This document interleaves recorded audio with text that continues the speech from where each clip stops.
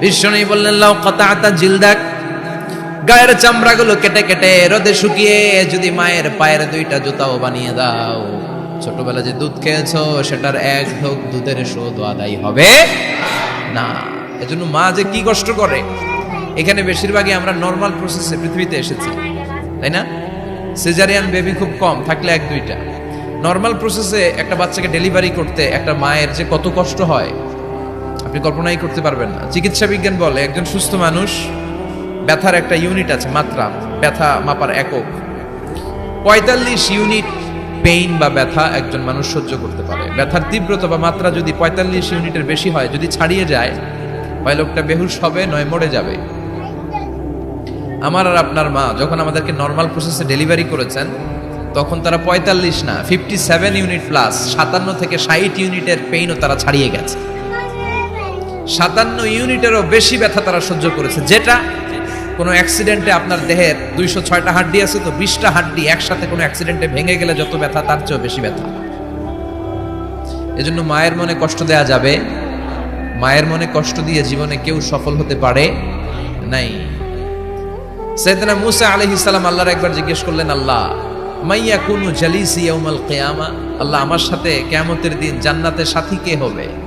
আল্লাহ বললেন, জালিসুকা ফিল জান্নাতি জাজ্জা, তোমার সাথী হবে কিয়ামতের দিন বিচার শেষে জান্নাতে যখন ঢুকবা, তোমার সাথী হবে একজন কসাই। কসাই চিনেন? কি করে? গোশত কাটে। সাইয়েদনা মূসা আলাইহিস সালাম অবাক হলেন, ঘটনা কি? কসাই? আমি হইলাম নবী আর আমার সাথে জান্নাতে থাকবে? How come it's possible? এটা কিভাবে সম্ভব? আল্লাহ বললেন, নিজেই দেখে আসো এটা কেমন কসাই। সাইয়েদনা মূসা আলাইহিস সালাম ছদ্মবেশে কসাইয়ের দোকানে দাঁড়িয়ে রইলেন। দেখলেন স্পেশাল বিশেষ কোনো আমল নাই, কসাই শুধু গোশত কাটে, গোশত বিক্রি করে। দিন শেষে দোকান বন্ধ করে প্যাকেটের ভেতরে গোশত নিয়ে বাড়িতে রওনা হয়েছে। বাড়ির ভেতরে ঢুকে যাওয়ার পর সাইয়েদনা মূসা আলাইহিস সালাম ঘরের দরজার কড়া নাড়লেন। কসাই বলে, মান আনতা, তুমি কে? মূসা আলাইহিস সালাম বললেন, আনা মুসাফির, আমি মুসাফির, থাকার জায়গা নেই, আপনি যদি থাকার জায়গা দেন আপনার বাড়িতে থাকবো। কসাই বলে, আসেন। সাইয়েদনা মূসা আলাইহিস সালাম ঢুকলেন। কসাই বলে, এই ঘরে একটু থাকেন, ওই ঘরে আমার একটু কাজ আছে। মূসা আলাইহিস সালাম বললেন, যান, কাজ সেরে আসেন। মূসা আলাইহিস সালাম খেয়াল করলেন ওই ঘরে মাচার উপর থেকে বয়োবৃদ্ধ এক নারীকে তিনি নামিয়ে গোসল করালেন, টাওয়াল দিয়ে গা মুছিয়ে দিলেন, নতুন জামা পরিয়ে দিলেন। এরপর দোকান থেকে আনা সুন্দর গোশতের টুকরাটারে নিজ হাতে কেটে রান্না করলেন। তারপর রুটি বানালেন, আর গোশত আর রুটি হাতে নিয়ে ওই মহিলার মুখে তুলে দিচ্ছেন। মহিলা খাচ্ছে, খায় আর বিড়বিড় করে কি যেন দোয়া পড়ে। সুবহানাল্লাহ পড়বেন না? ওই মহিলাকে খাওয়ানোর পরে কসাই সাইয়েদনা মূসা আলাইহিস সালামকে মেহমান হিসেবে খাবার নিয়ে আসলেন।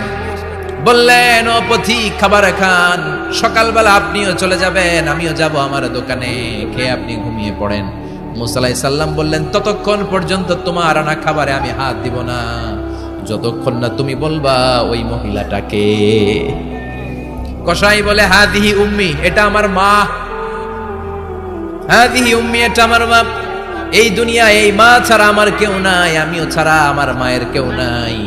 তাই প্রতিদিন দোকানের কাজ শেষ করে গোশত এনে রান্না করে আমার মারে আমি খাওয়াই। হাদিহি উম্মি, এটা আমার জনম দুঃখিনী মা। সাইয়েদনা মূসা আলাইহিস সালাম, বুঝলাম তোমার মা, কিন্তু তুমি যখন রুটি তোমার মায়ের মুখের ভেতরে তুলে দিচ্ছিলে, তোমার মা বিড়বিড় করে কি যেন পড়লো, কি পড়ে তোমার মা? কসাই বলে, আমার মায়ের একটা পাগলা দোয়া আছে। কি দোয়া? আমি জানি কশিন কালো এই দোয়া কবুল হবে না। আবেগের বশবর্তী হয়ে প্রতিদিন আমার মা আমার খেদমতে আমার উপর এত সন্তুষ্ট হয়ে যায়, এত খুশি হয়ে যায়। আমার মা প্রতিদিন বলতে থাকে, আল্লাহুম্মা জাআল ইবনি জালিসা মূসা ইয়াউমাল কিয়ামা। ও আল্লাহ, আমার ছেলের খেদমতে আমি এত সন্তুষ্ট, আমার ছেলের উপর আমি এতটাই রাজি খুশি। শুনেছি এই জামানার সবচাইতে বড় পয়গম্বর, বনি ইসরাইলের সবচাইতে বড় নবী, ওই নবীর নাম নাকি মূসা। ও আল্লাহ, আমি এত কিছু জানি না, এত কিছু বুঝি না, এত কিছু চাই না, তোমার দরবারে শুধু একটাই চাওয়া, একটাই ফরিয়াদ, তুমি আমার ছেলেরে কিয়ামতের দিন মূসার সাথে হাসর নসিব করে দিও। আমার ছেলে কসাই ছেলেটারে তুমি মূসার জান্নাতের সাথী বানিয়ে দিও।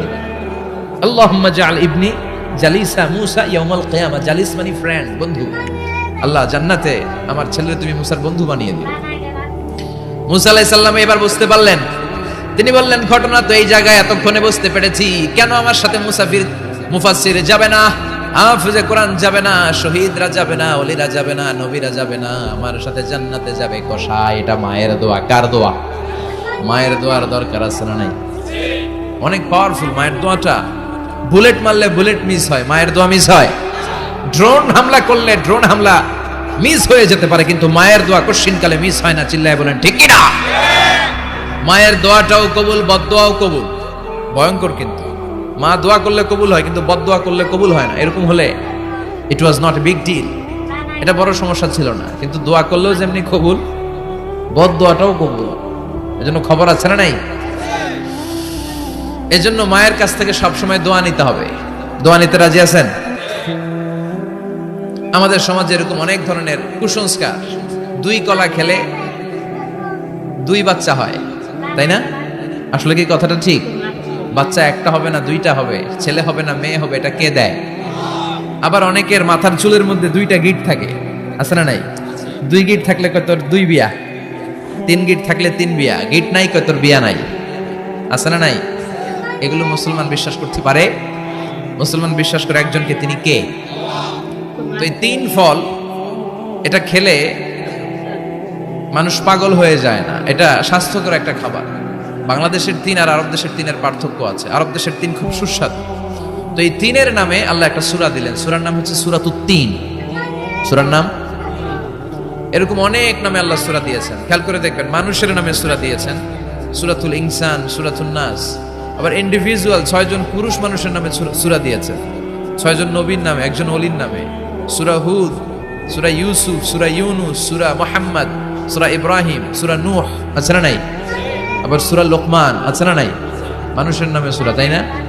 তো 7 জন পুরুষের নামে সূরা, আর মাত্র 1 জন নারীর নামে আল্লাহ সূরা দিলেন। বলেন তো এই সূরাটার নাম কি? মারিয়াম। তো রেশিওটা কম হয়ে গেছে না?